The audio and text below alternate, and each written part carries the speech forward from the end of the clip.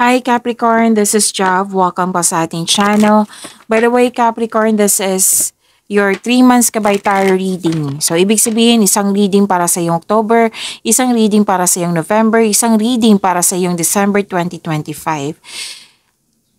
It means long reading po ito. Again, long reading po ito ha, Capricorn. Baka magtaka kayo kasi 3 buwan po ito, isa-isahin natin. Okay, gamitin ang reading na ito bilang gabay lamang. Kung naka-resonate kayo, comment down. Tandaan, Capricorn, ito ay channel reading po. Kunin nyo lang po kung ano naka-resonate sa iyo. Magsimula po tayo sa iyong October 2025.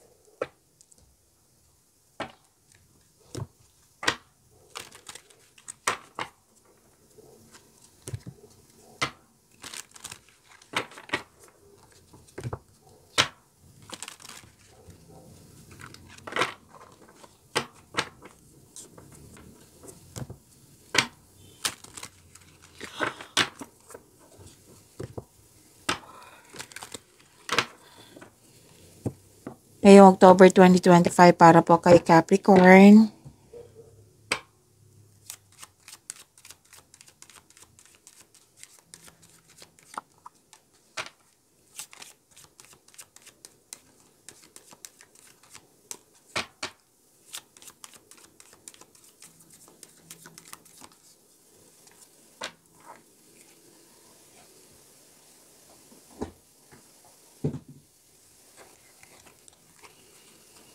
Oh, career stability oh. Naka-receive ka ng wisdom message, may dumating na project or anong tawag dito?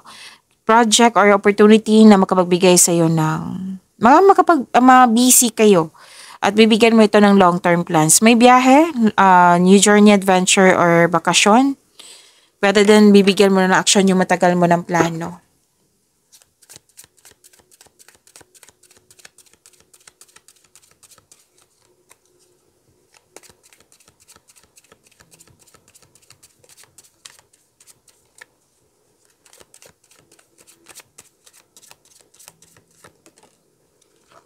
This is about your energy.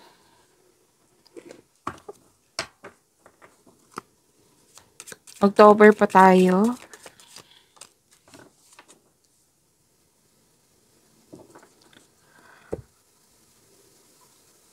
Maraming salamat po sa inyong patuloy na suporta, sa mga nag-donate, sa mga hindi nag-skip ng ads, maraming salamat po. Sa mga hindi pa nag-subscribe, subscribe na po kayo at click bell notification para malaman nyo na may bago tayong video. Para sa mga gusto magpa-reading po, comment po kayo ng personal reading. Again, comment kayo ng personal reading and check my reply sa comment section.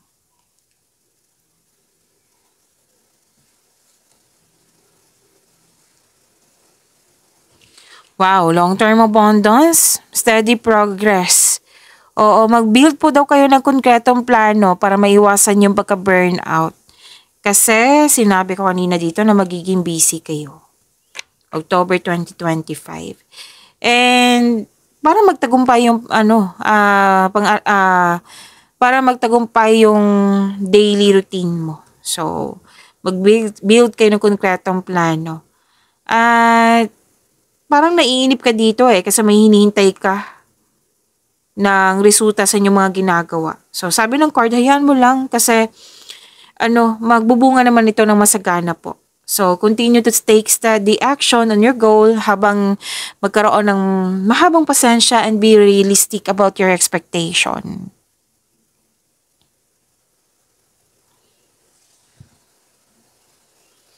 And may mensahe na parating. Oo, excited ka dito So, sinabi ng card dito, wag kayo magpadalos-dalos.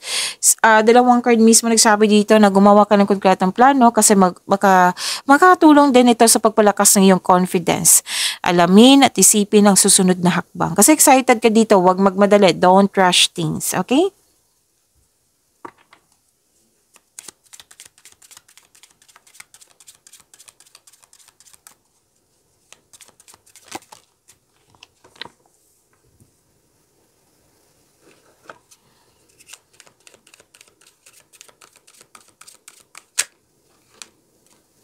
This is about your career and money ngayong October 2025.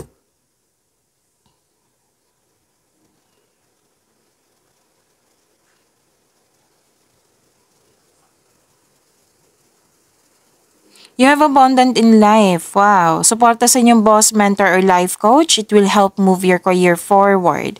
Marunong ka makinig sa iyong intuition at gumagawa ka ng wise choices. Nakikita ko rin dito na yung grupo ng tao ay very supportive sa iyo.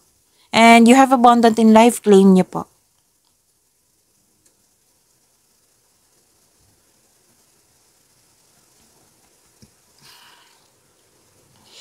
Okay, recognition. Ang ganda nito.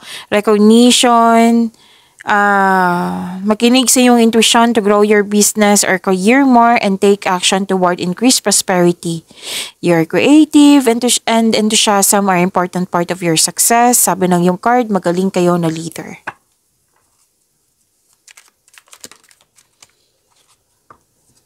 This is about your love life, self-love, partnership, and romance ngayong October 2025.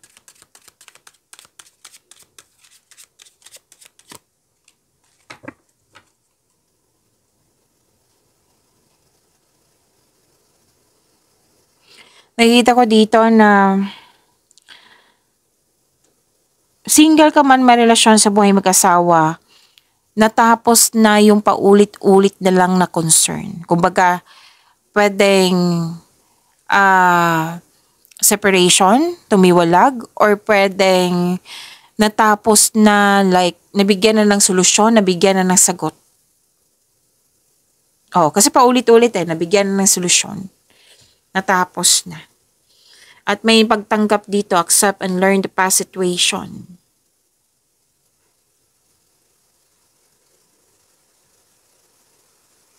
Makinig po daw kayo sa inyong intuition. Oo, kasi naghahanap ka ng sagot sa inyong mga katanungan dito, solusyon sa inyong problema. So, the answers are already within you. At ang sabi ng yung card dito na magtiwala kayo sa inyong feelings instead of overthinking or overanalyzing. So, piliin nyo po magtiwala sa inyong sarili kaysa piliin nyo mag-overthink. Okay? So, that is your October 2025 Capricorn. Next is November 2025. Okay, November 2025 para kay Capricorn.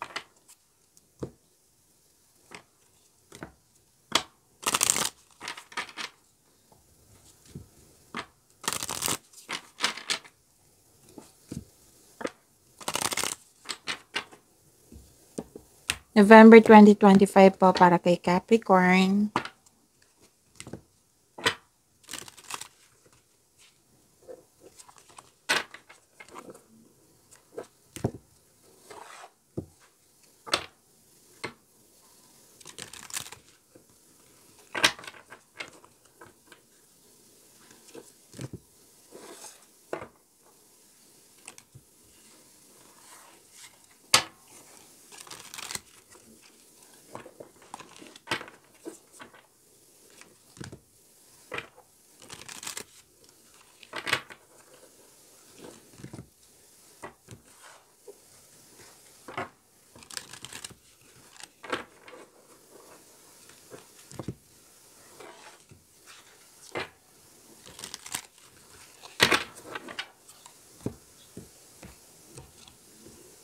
November 2025 po para kay Capricorn.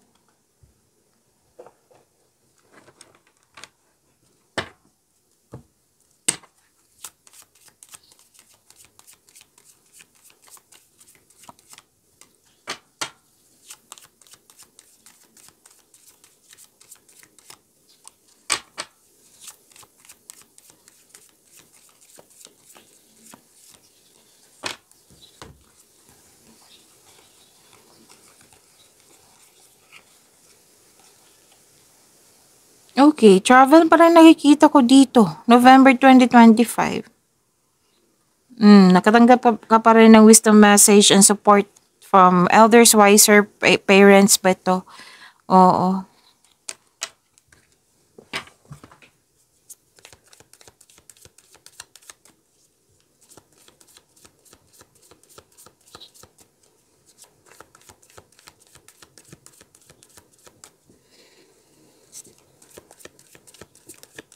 Energy po ngayon November 2025 para kay Capricorn.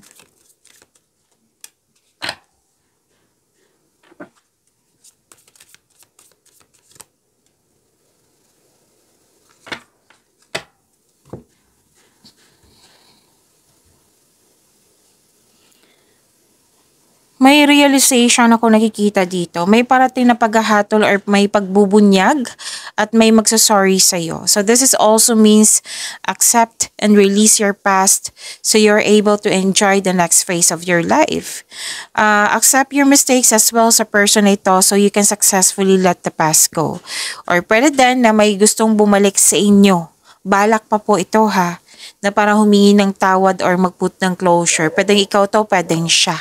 So, seek forgiveness in order to move forward. Okay? So, acknowledge for your success incoming sa career and money niyo po.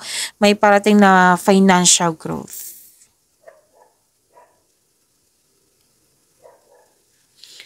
Celebration. Together na celebration, special event. Pwedeng natapos yung mga ginagawa mo. Pwedeng kasal. Pwedeng achievement. Any kind of celebration po. Basta po may celebration or bakasyon.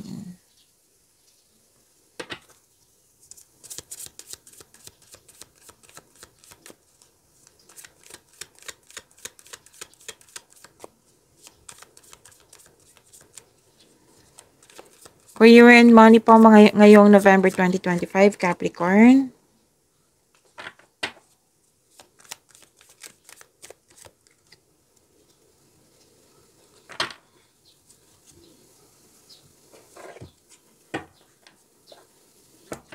Okay, isang maraming alok idea ang darating sa'yo. Sobrang busy ni Capricorn. May parating na exciting opportunities po. Travel pa rin nakikita ko dito eh. Financial stability, kitang-kita ko dito. Sabi ng card, na balansehin nyo po yung oras nyo, balansehin din yung pera nyo. Oo, kasi, time, budget, okay? Time, what I meant is, management sa iyong kaperahan. Okay? Kailangan po para mas lumago pa ito.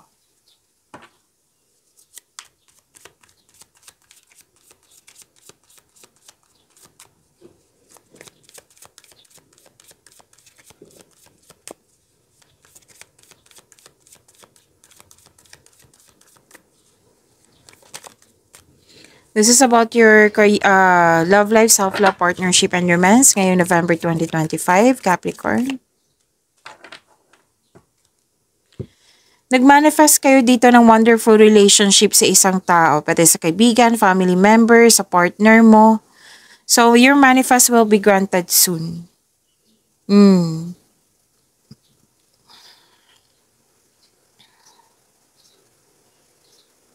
Okay, pay attention lang kayo sa pag-balance ng iyong emotion with your thoughts while remaining grounded and passionate po.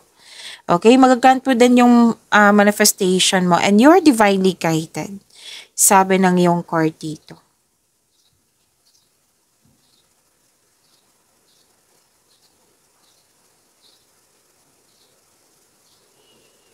Okay, may ano dito, most likely sa mga single to eh. May parating sa inyo na na isang tao pa din kaibigan, magiging partner mo.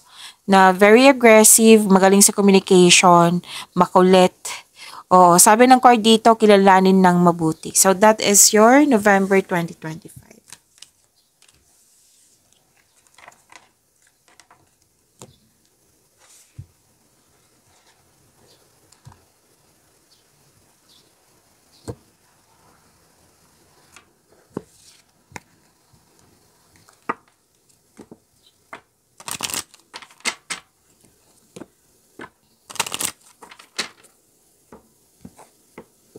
Para kay Capricorn ngayong December 2025.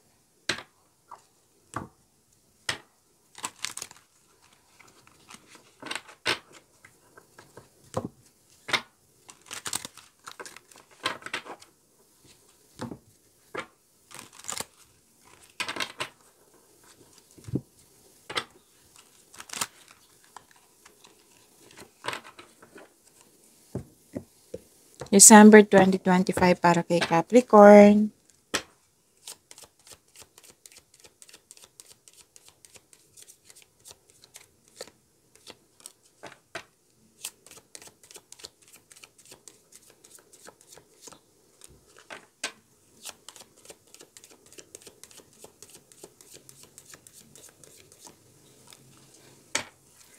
Mas lumawak yung ambisyon nyo sa buhay. Iwasan nyo lang mag-overthink po. May na-hire dito kahit walang experience, may humihingi ng time sa iyo, pwedeng inner child mo or bata. So, parati itong lumalabas sa iyo.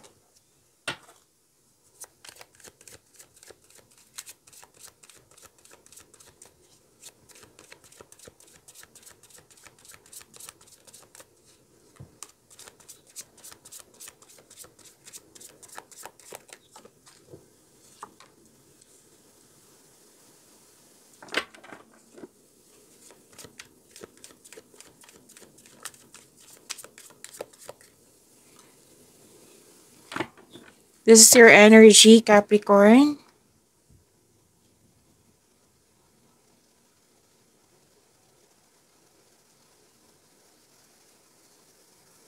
May plano kayong mag-reunion or mag-outing? May nakita ko dito nag-spend time ka sa mga bata or sa inner child mo. May reunion nga, oo. Na ipakilala mo na yung person mo sa, or ikaw ito na ipakilala sa grupo ng tao. At pwedeng may tinuturuan kang bata at grupo ng tao, and I believe this is your family na very supportive sa'yo.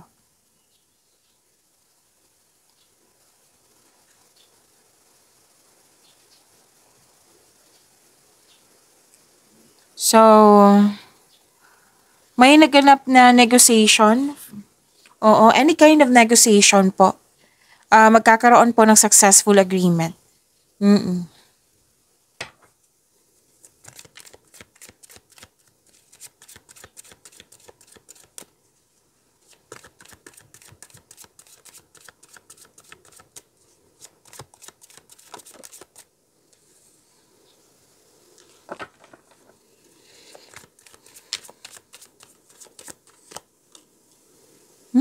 Daming ginagawa, oh.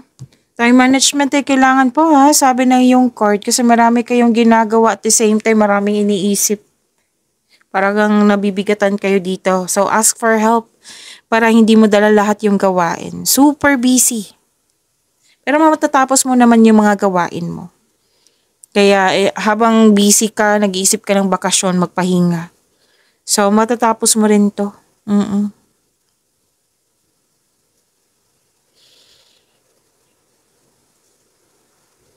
Malakas ang iyong intuition. Okay, naghahanap ka ng sagot sa inyong mga katanungan dito, solusyon sa inyong problema. At ang sabi ng card dito, know that the answers are already within you. Huwag kang humasa sa opinyon ng iba, magtiwala kayo sa inyong sarili. Okay?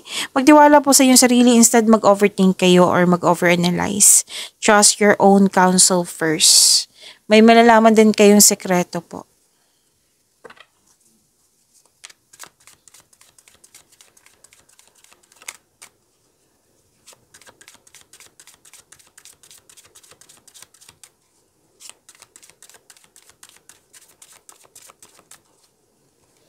Love life, self-love, partnership, and romance ni Capricorn.